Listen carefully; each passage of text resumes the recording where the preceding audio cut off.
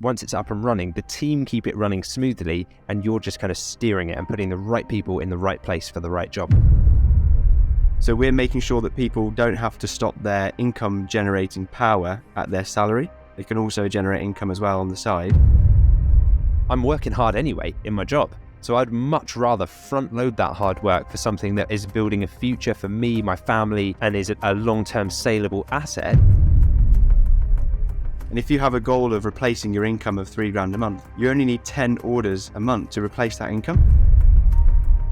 We've got members in our community who just supplement their income with this, anywhere from a few £100 a month to a few £1,000s per month, all the way up to people who have replaced their income completely and are making tens of thousands of pounds per month in profit from this business now. And I think one of the main reasons why high ticket dropshipping is one of the best businesses to use as a side hustle. One of the really, really clever things that we do that I think most people miss, which saves us so much money and time when we're hiring new people, is we get them to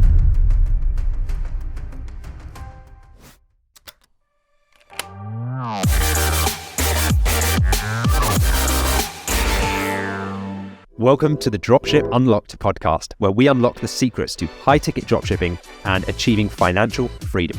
I'm Lewis Smith, founder of Dropship Unlocked, and I'm joined by James Eardley, Client Success Coach at Dropship Unlocked. Each episode, we'll be sharing our experiences and providing you with the tools you need to build a successful e-commerce empire of your own. From zero to owning £1 million online business, we'll help you achieve the ultimate freedom over your time, location, and financial future.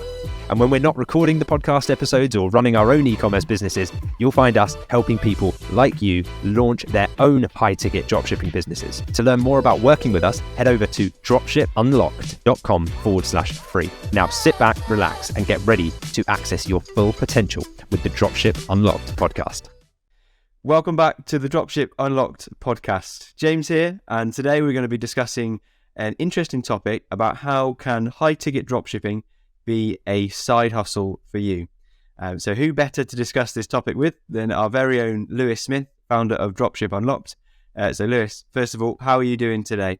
Yeah, I'm very good. Thanks, James. Thanks for asking. And yeah, really excited to be discussing this topic with you today. I think the idea of starting a side hustle is definitely something that we get a lot of our members asking about before they become members. And so it'll be really good to dive into this subject today to give as much information and actionable strategies and tactics as we possibly can onto how to actually make that happen. Absolutely. So let's dive straight into it. So first of all, why do you think that high ticket dropshipping, this business model specifically, lends itself perfectly to become a side hustle for somebody? Well, there are several reasons why I think it makes a great side hustle.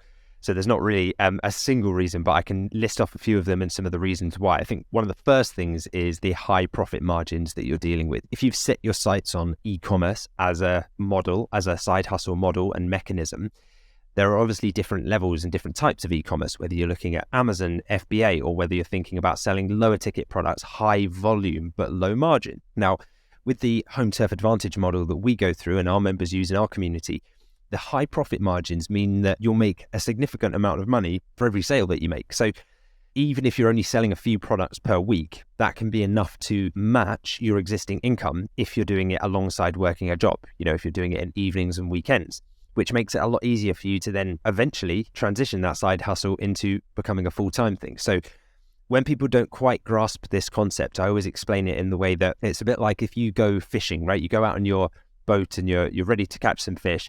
You could either spend all day trying to catch your dinner by catching these tiny little fish, one by one with your net and scooping them up. And then you've got hundreds and hundreds of fish that you needed to catch. That's the equivalent of low ticket, high volume orders. Each one is not really that beneficial to you in the long run. But with the high ticket sales, it's like catching one huge fish that, yes, it's worth the wait, because you're waiting longer to get there and there's less of them. But overall, there's more to go around, it feeds more people, and it's the same kind of thing. When you make 1 or 2 big sales per day, that's enough to cover a full-time salary. Plus, it means less hassle. You only have to catch one fish back into the boat, right? It's like you make one sale, and that's all you need to do, forward that one sale to the supplier and make sure it gets to the customer. So there's less moving parts, and it's just a great entry model, I think, into entrepreneurship. That's great. I haven't heard that fish sort of metaphor before, but I really like that one. And the numbers are very much on our side. So high ticket dropshipping, selling products that are sort of £300 at a minimum, means that we don't need to make many sales, like you say, and suddenly the numbers are on our side, so that we don't have to make like 10 sales straight away in the first day to immediately see some good profit and some good return. So specifically talking about sort of side hustles, so we're making sure that people don't have to stop their income generating power at their salary. They can also generate income as well on the side. But I guess added to that is that people need to then work out how they can run this business alongside a job as well. So does high ticket dropshipping have any advantages around sort of passive income streams? Is it possible to automate it? Yeah, it definitely is possible to automate it eventually. I think you've got to be careful in the sense of going into this believing that it's going to be fully passive from the beginning. I don't believe that there are many ways in which you can just make purely passive income without doing any upfront work, right? If someone's telling you can, they're probably selling you the dream. So it is semi-passive, and it can become more and more passive the stronger the foundations that you build. So if you put the right systems in place and the right processes in place from the outset, it means that you can set it up in a way that you just operate this machine. It's kind of like you've built this well-oiled machine. Everything's running smoothly. All the cogs are turning. The parts are moving. Of course, there are occasional times where you're going to need to check up on the machine and do a bit of maintenance on it, right? That's like running a business. So it's not fully passive. But if you can bring in like your VA, so in the machine example, it's like bringing in skilled mechanics for different parts of it, specialists who can help maintain the machine. As the founder, your job is to just look over the whole thing and just make sure that all the parts are moving correctly and keep it running whilst you focus on the destination. You know, where's it driving to? Where's it going? And rather than like getting so involved in the detail, now, of course, when you first begin, you have to do that. That's part of the fun of building one of these businesses. But it's the same as you build the business. It's like once it's up and running, the team keep it running smoothly, and you're just kind of steering it and putting the right people in the right place for the right job. Brilliant. I suppose with business compared to your full-time job, you don't need to swap your time for money. So like you say, you front load the work. Once you've got the processes in place, you've got VAs to handle the processes that you've set up. You can then be at work or wherever else you need to be, and your business can be generating income for you. So if you're at work, I guess a barrier that people might have is actually getting up and running and starting a business, as well as also having their job 9 to 5 full time.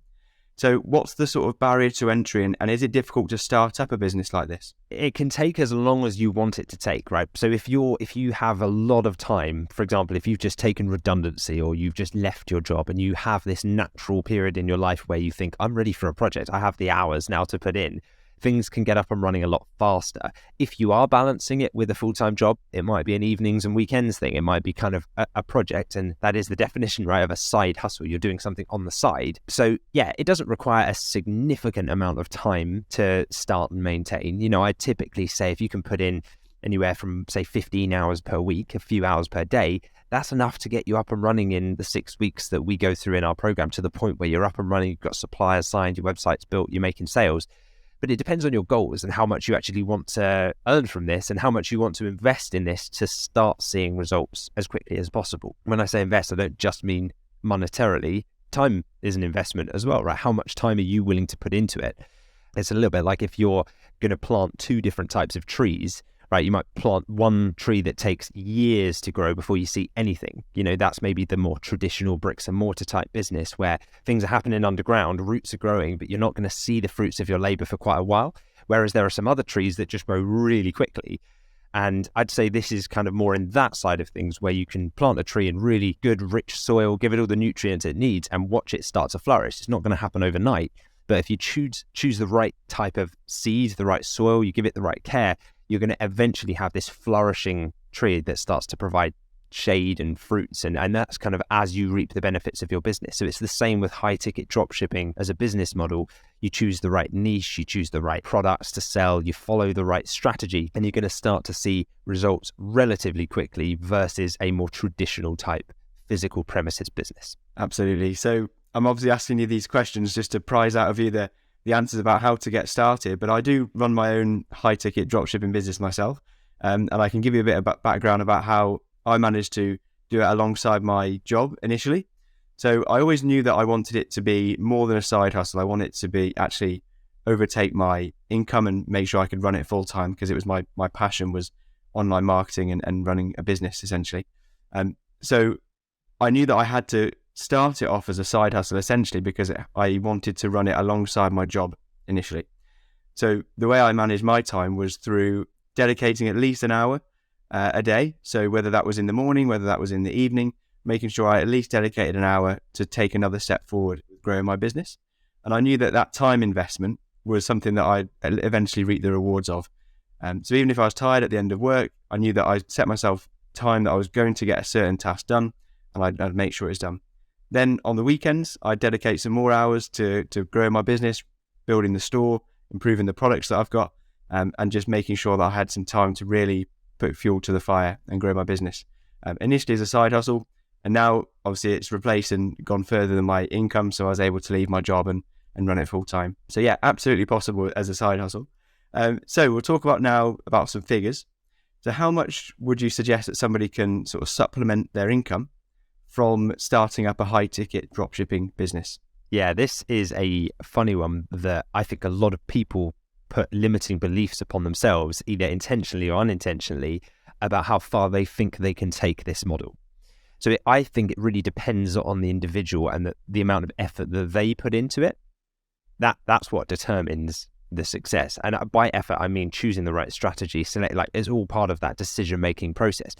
And I know this from first-hand experience because we've got members in our community who just supplement their income with this, anywhere from a few £100 a month to a few £1,000s per month, all the way up to people who have replaced their income completely and are making tens of thousands of pounds per month in profit from this business now. So I think it all depends. And oftentimes you won't see the next glass ceiling or the next baseline that becomes your new level of normal until you're at the first point. It's a bit like if you're climbing a mountain, right? You get to the peak and you think, I've done it, I've reached the top of the mountain. And then you look over and you realize, there's a much higher summit just over there. But you didn't see that one until you were on the first peak. And that's like, you think, I got to get this business to 5K per month because that will change my life. And as soon as you hit 5K, or as you're coming close to hitting 5K per month, you look up and you see the 20K per month summit and think, wow, that's the one to go for. Like I've seen a few people who've just summited that now, and like that's the next peak I've got to climb. So every time you climb higher, there's obviously more effort required. You have to reframe how you think about things. And I think you just realize eventually that, you can congratulate yourself, pat yourself on the back once you reach each of those milestones. But that's part of the journey of being an entrepreneur. You're never done. There's always something else you can do. There's always room for growth. And it's the same with high ticket dropshipping. You start small, you set your goals clearly, you gradually start to scale up, and then you can eventually over time start to supplement your income higher and higher until you're making way more from your business than you are in your day job, in which case it probably makes sense to divert more of your time and treat it as a full-time thing at that point. Absolutely. So I think when we talk about high ticket dropshipping and working out the figures that you can achieve with the business model, we realize that, as I mentioned before, that the figures are very much on our side. So high ticket dropshipping, we can look at receiving like £1,000 is your average order value with a 30% margin. So it's like £300 profit per order. And if you have a goal of replacing your income of £3,000 a month, you only need 10 orders a month to replace that income.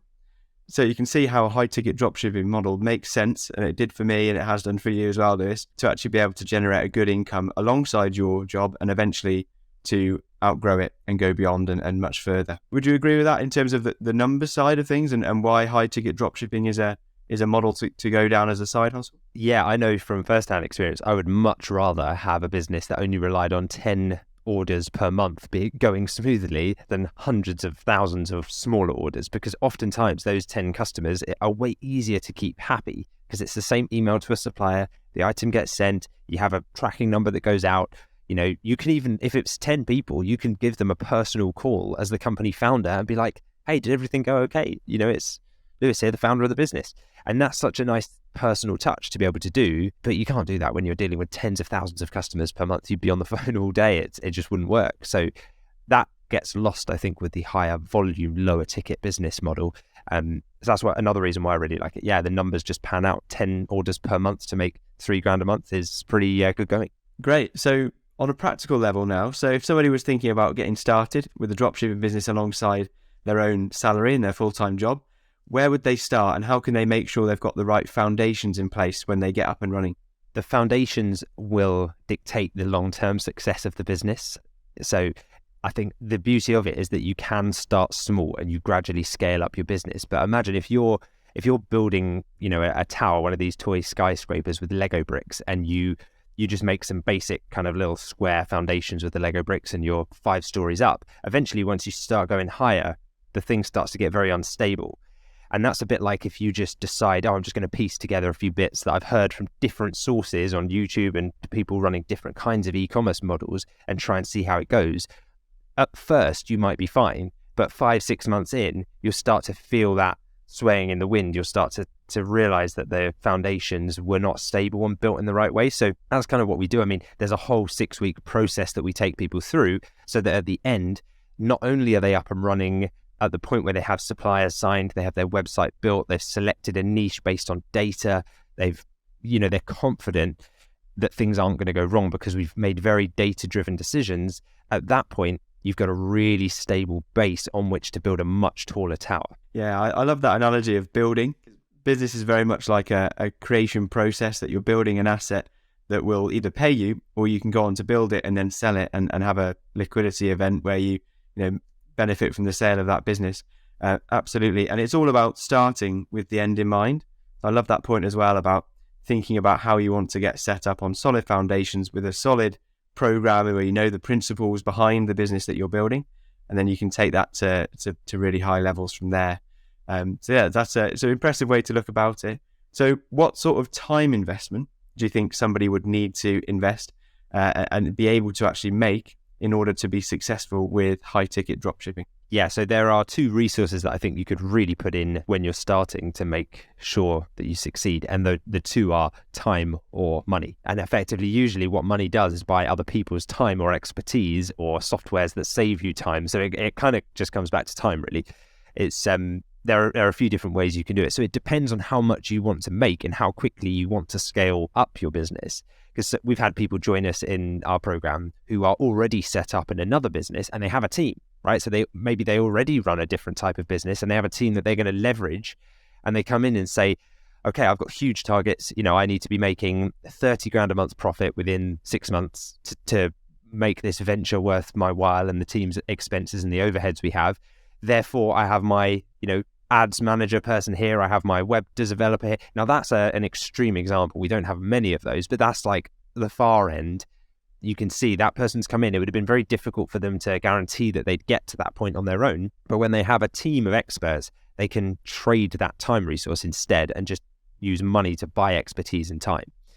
Others who join and maybe have a little bit less of an infrastructure around them, like you and I probably were in that position, may be doing this all by themselves. So it takes a little bit longer, right? So that in that instance, of course, there are some very minor overheads. You probably get up and running for $5,000, but what you're doing is using yourself as the time resource to build out the things that you need. So you're wearing all the caps as the business owner. You're doing a bit of marketing, you're doing a bit of ads, you're doing a little bit of product description, sales copywriting, you're being the salesperson to call suppliers and get them on board. And obviously we guide you through all this stuff because I know that this is new to people that might be considering this, but that's where the fun happens, right? Outside your comfort zone. So I like that because it's kind of like saying, well, I would have never found myself in this position ordinarily. And so I continue. So yeah, we've structured our program over 6 weeks to take you from never having run a business before right up to the point where you've selected your niche, you built your store, your suppliers are there, your ads are running, you're generating sales, and then you can start to build a team and become a leader. So you might not get there in 6 weeks, and that's okay because you can go through the modules at your own pace. And whenever you get stuck, you can just ask for help on one of our live coaching calls, which by the way, you will get stuck at some point. That's a guarantee. Yeah, that's just one of the beauty of businesses is there will always be something an obstacle you weren't expecting, you couldn't possibly foresee until it happens. But I love the idea of, if you've got a team already, brilliant, but also having a goal of having a team in place as soon as you can outsource is great, especially if there's somebody that's trying to run it as a side hustle. The business that we can operate with a high ticket lends itself perfectly to outsourcing to people that do certain jobs better than you can do, such as customer service, or even marketing, or wherever you want to bring somebody in that they can really help and push your business forward. So in terms of actually time, try and get your opinion, Lewis, about actually how many hours per day do people need to do alongside their job, and how many days a week do you think people need to dedicate to get this business up and running? I think on the low end, you can spend as little as maybe an hour or two per day towards getting your business up and running. I'd say that, well, I know the time is front loaded with this type of business model. So when you start, if you're only putting in 2 hours a day, you're not going to get it done in 6 weeks. It might take you 12, right? It might take you 20 weeks.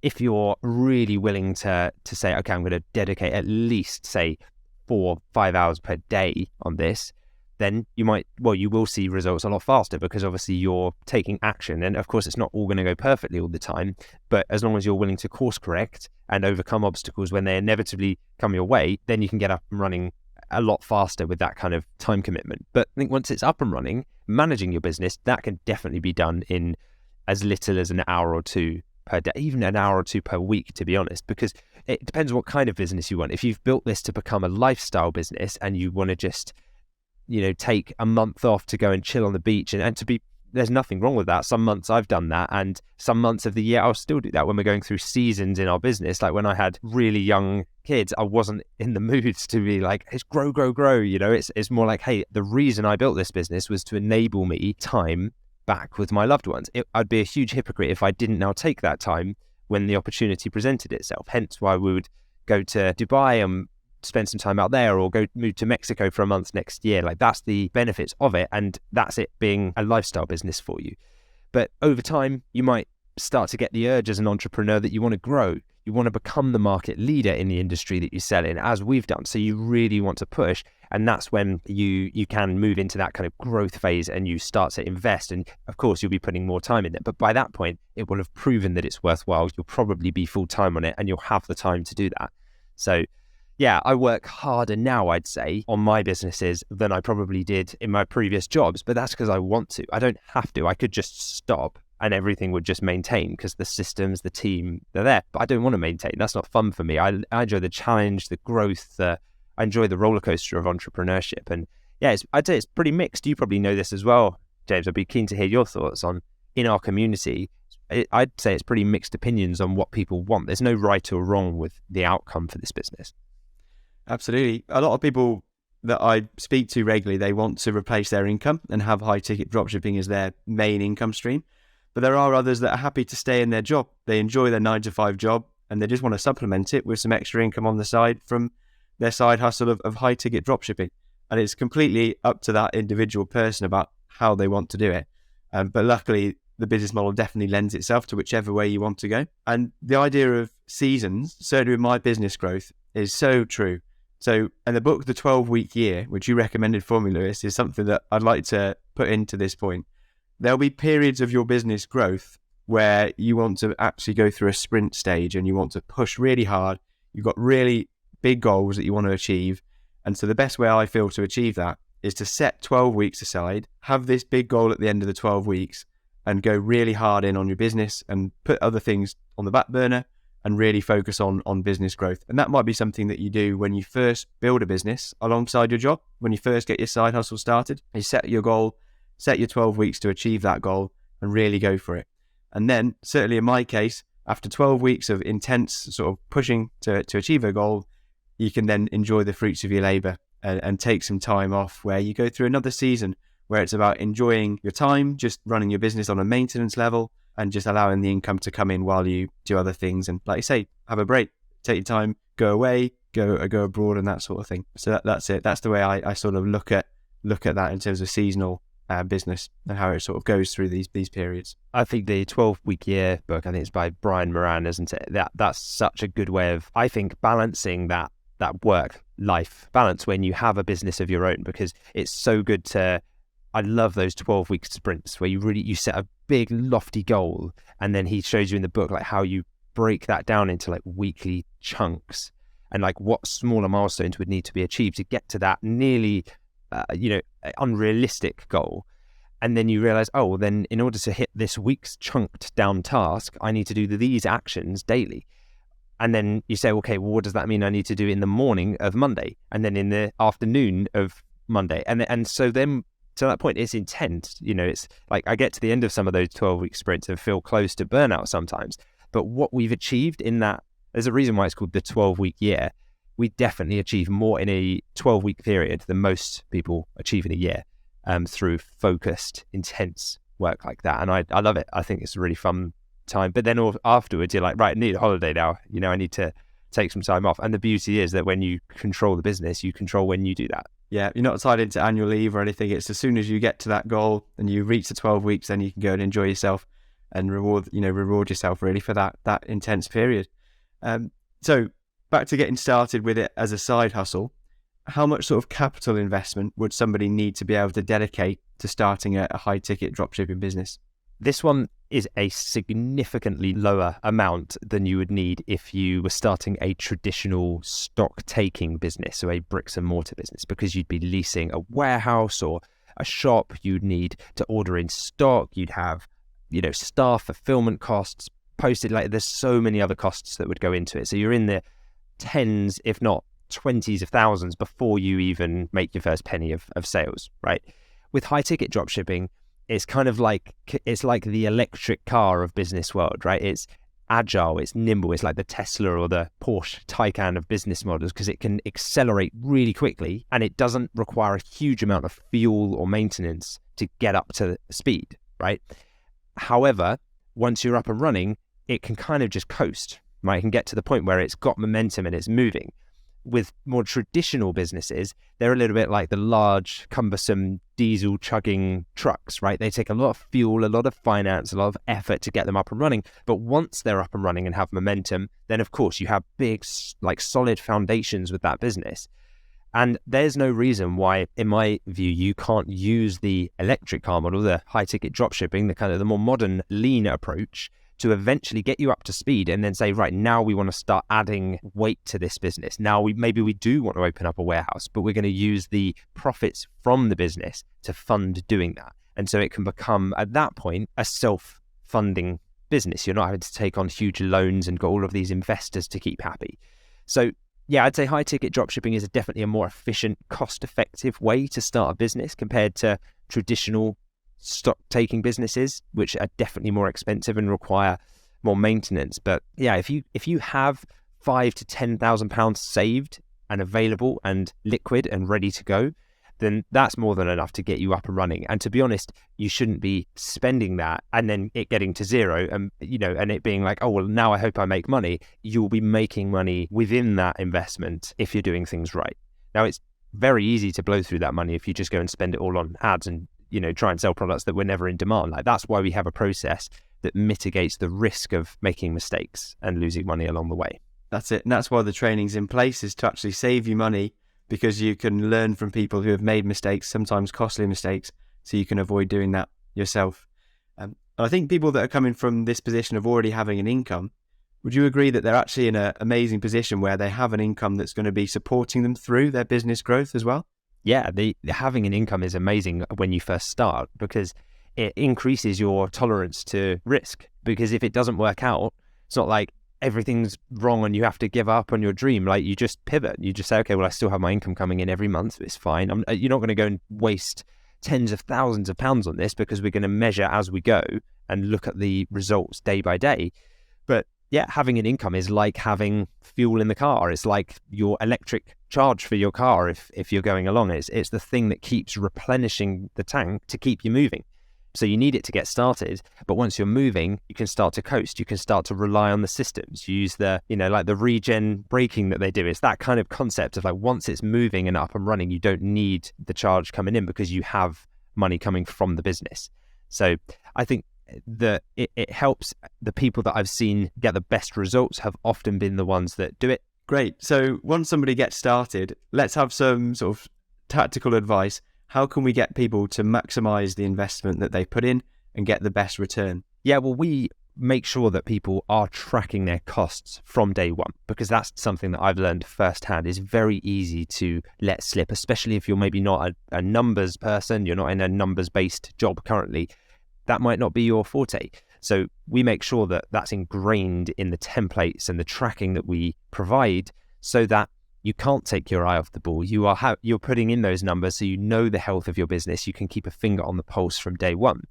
But with this type of business, it's like, imagine if you have to think a few moves ahead in order to make sure that you're maximizing the use of your profits. So I said before, if you could just go and set your budget to, £200 a day on Google or Facebook ads, and they would definitely spend that money, but it may not be wisely. So the way going through this program has been built, it's kind of like a game of chess.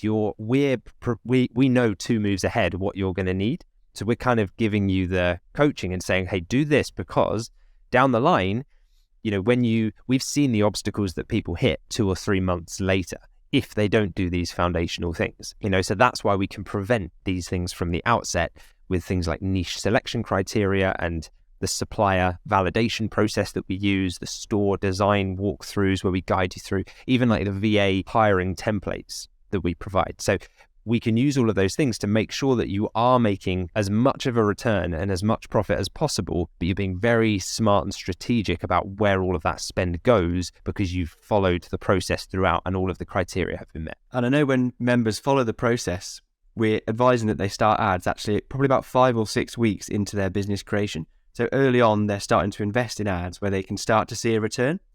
So how quickly would you say that you can expect to see some profits back from this side hustle? Yeah, I think one of the mistakes people will often make is they'll just start sprinting. They'll hit the ad campaigns and then they'll be on the Q&A call the next day being like, I checked my ads and I haven't made any sales yet. And that's like the equivalent of, turning up for a race and just sprinting and then kind of running out of budget straight away, running out of energy.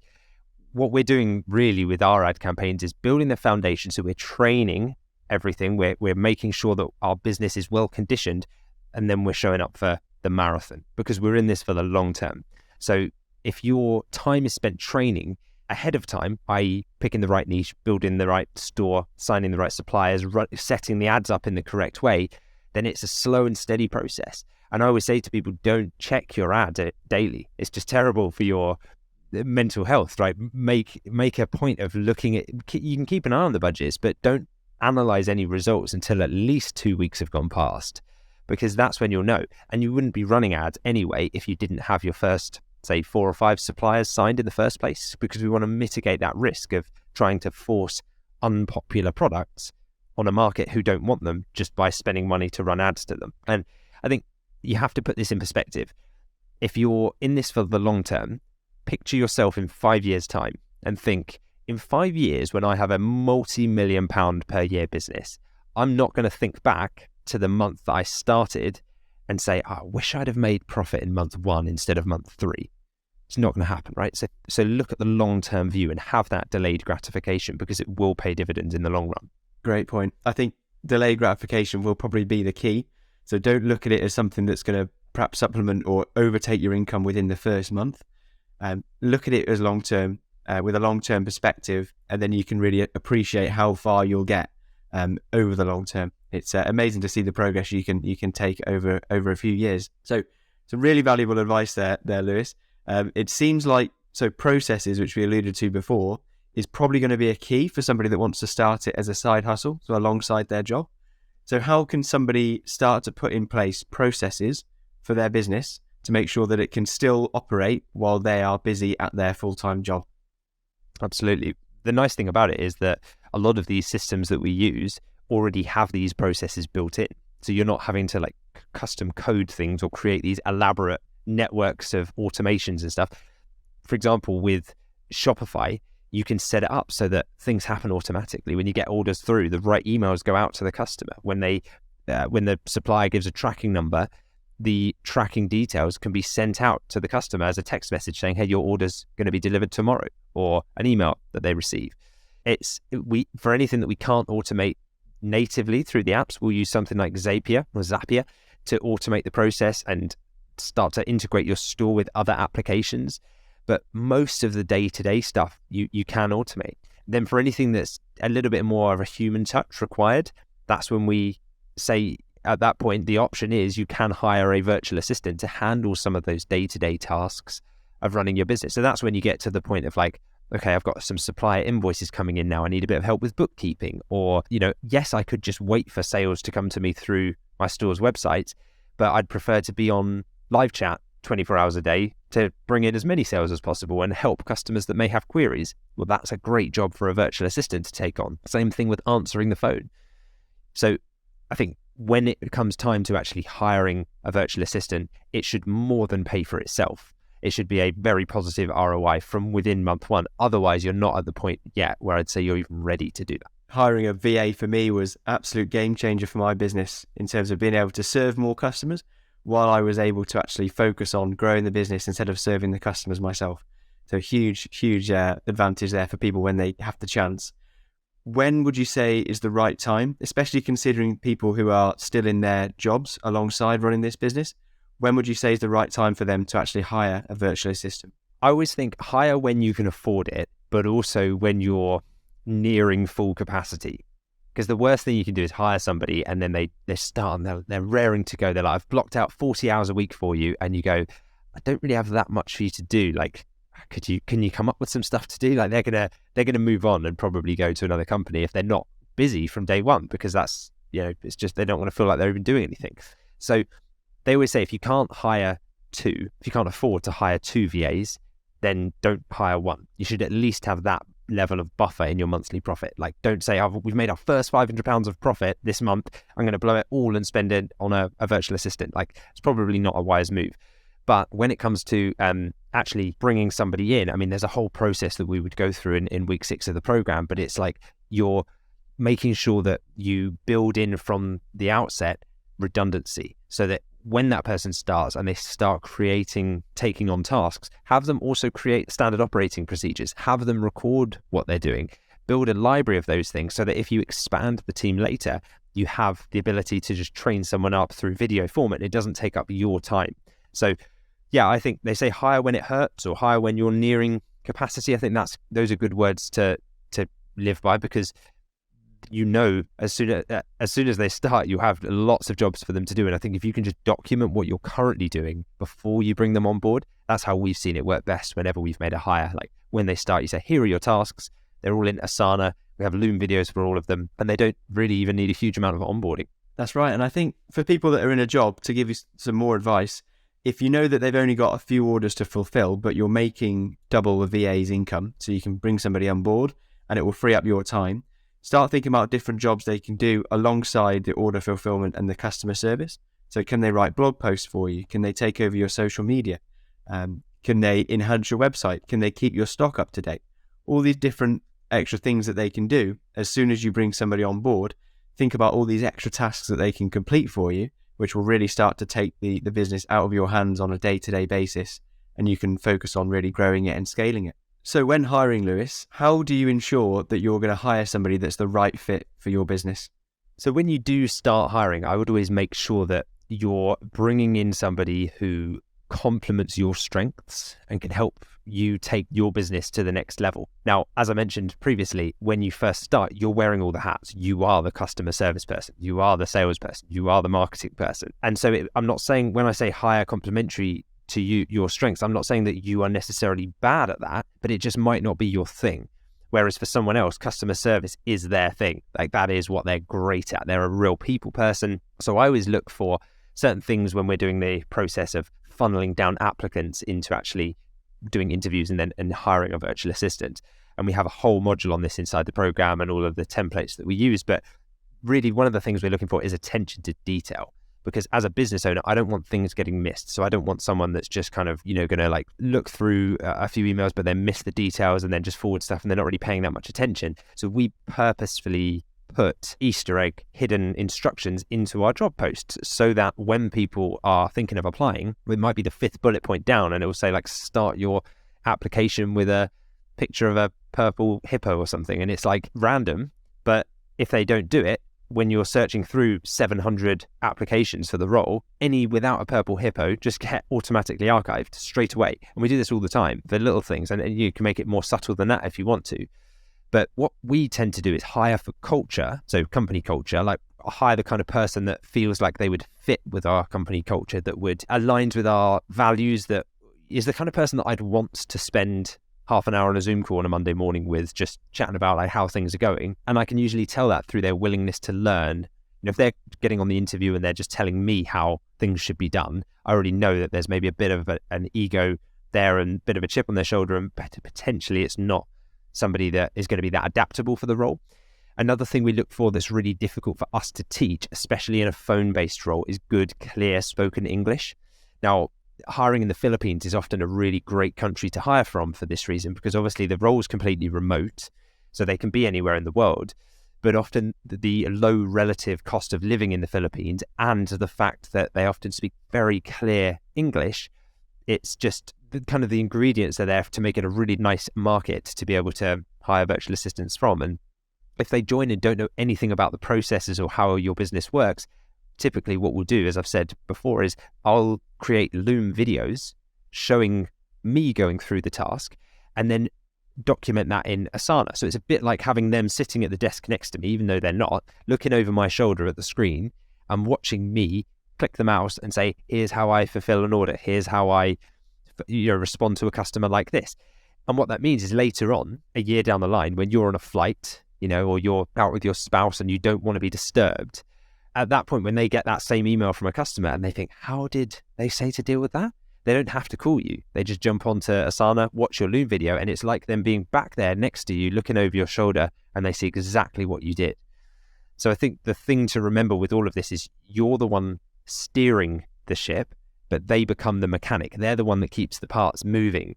And so you can bring in gig mechanics for specific things. Like if it's a short-term web design project, you don't need to hire a full-time web designer. You could just bring someone in for like a month or just a project-based thing. So we use sites like Fiverr, Upwork to do that. And that's the way we typically look to hire when we're bringing in a first VA role for a new e-commerce business. Yeah, it's an exciting part of the business. I remember I had it as a goal from the very start to hire a VA, and it's definitely fulfilled my expectations.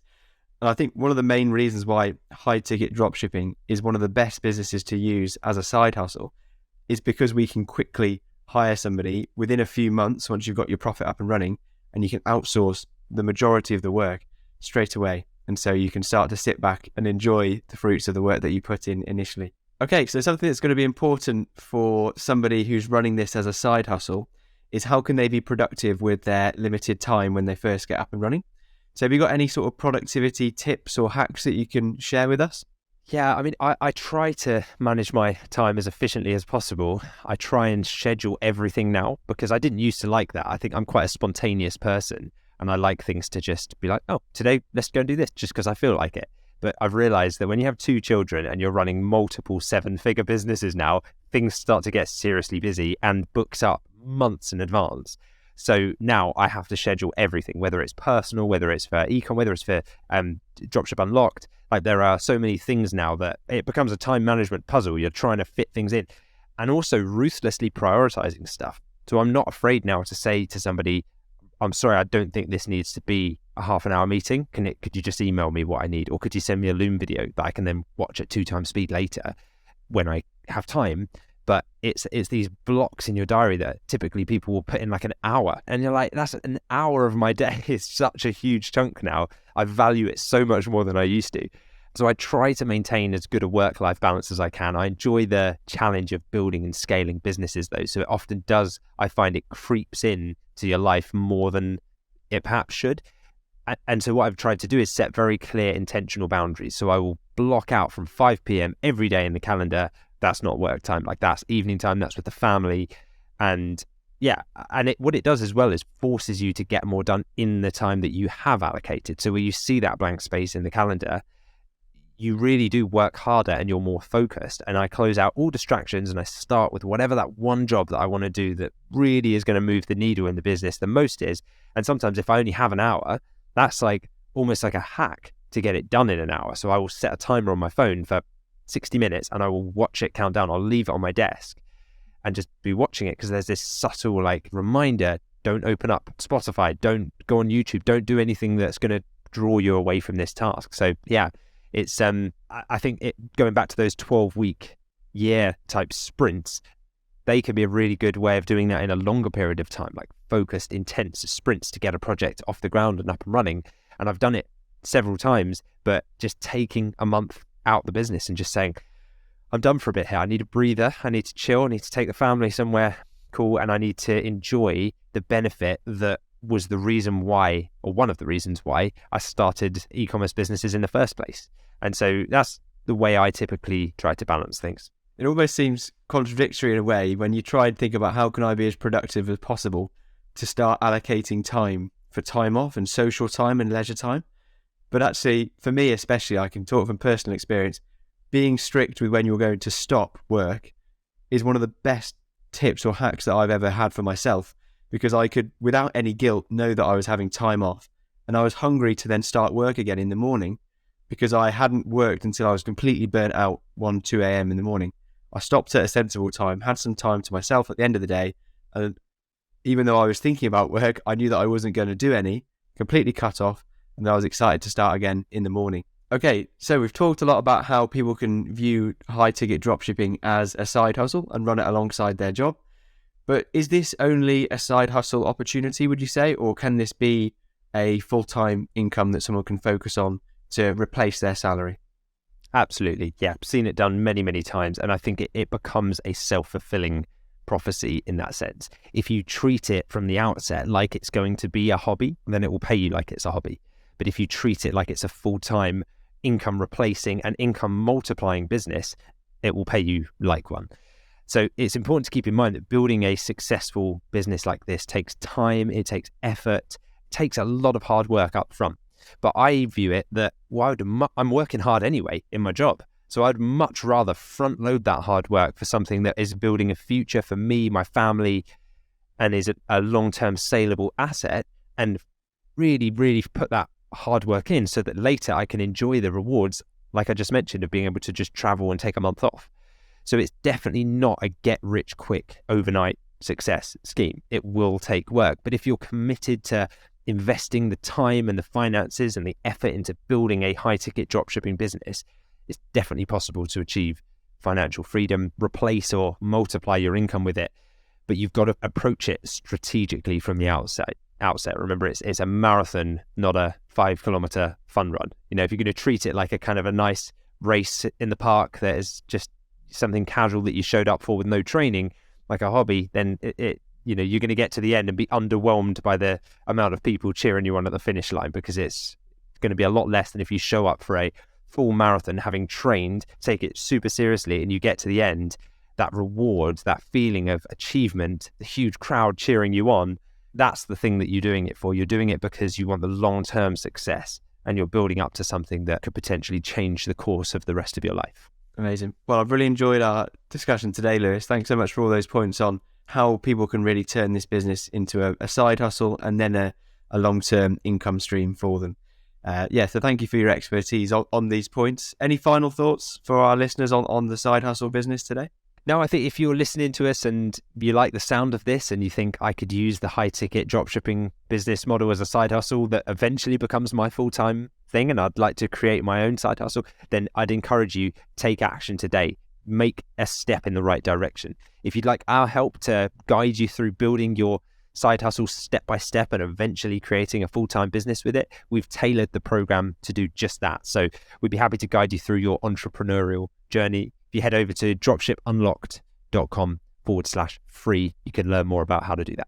Brilliant. Thank you so much, Lewis, for sharing all of that valuable expertise and information. So now we've got an important part of the episode, which is a question from a listener that's probably going to relate to a lot of people listening. So let's go ahead and answer that question in just a second. Just a quick heads up, if you'd like to share your questions, stories, successes, or challenges, you can email us directly at podcast@dropshipunlocked.com. And you never know, we might even feature you on the next podcast episode.